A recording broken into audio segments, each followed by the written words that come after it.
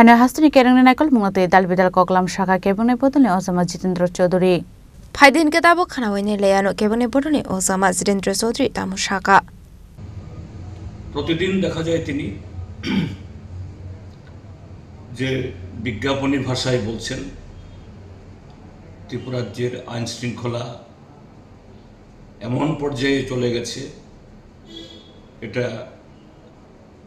অতীতে এরকম কোনোদিনই এত সুখ শান্তি সমৃদ্ধি ছিল না।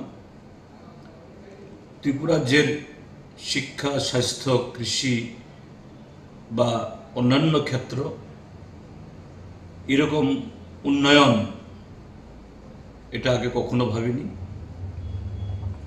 ত্রিপুরা রাজ্যের যুবক যুবতীদের কর্মসংস্থান এত সহজলভ্য হয়েছে যেন ভারতে কেন পৃথিবীতে আর কোথাও এরকম স্থান নেই। অথচ এই যে জনজীবনের যে সমস্ত স্তরে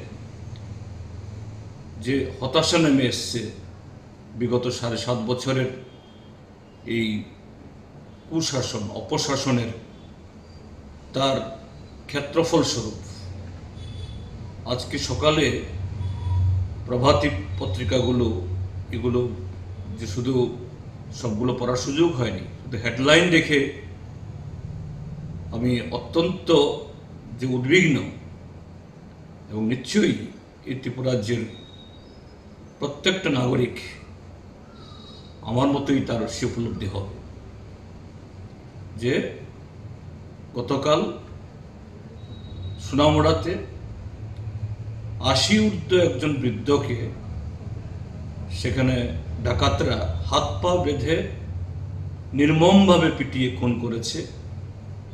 তার স্ত্রী 70 ঊর্ধ্ব মহিলা তাকেও গুরুতর আহত করে গেছে এবং সর্বোচ্চ লুট করে নিয়ে গেছে। ইতিমধ্যে এটা সকলে জানেন, গতকাল তেলিয়ামুড়াতে একজন লরি চালক রাত্রিবেলা দুর্ঘটনা ঘটেছে। রাত 2:30 নাগাদ সঙ্গে সঙ্গেই সেখানে যে জায়গায় লরি দুর্ঘটনা হয়েছে তার কাছে হলো টিএসআর এর এই ব্যাটালিয়ন হেডকোয়ার্টার, সিআরপিএফ এর ক্যাম্প, তার পাশেই এসডিএম অফিস, আর একটু অদূরে থানা, এসডিপিইউ, এসডিএম সকলেই সেই চত্বরের মধ্যেই তাদের বাসস্থান। কিন্তু এই ঘটনা চাউর হওয়ার পর পত্রিকাতে যেরকমভাবে বেরিয়েছে বা মানুষ যেরকমভাবে ক্ষোভ প্রকাশ করছে, 2.5 থেকে 3 ঘন্টা থানা সেখানে পৌঁছেনি। প্রশাসন তো যে সকালে ভোর হওয়ার পর আরও কয়েক ঘন্টা পর পৌঁছেছে। তারপর ডিজাস্টার ম্যানেজমেন্ট নামক, হ্যাঁ ঠিক আছে, এই সংস্থা বিপর্যয় মোকাবেলা করার যে সৃষ্টি করা হয়েছে তাদের কাছে খবর গেছে, তারা পৌঁছেছেন। যেখানে একটা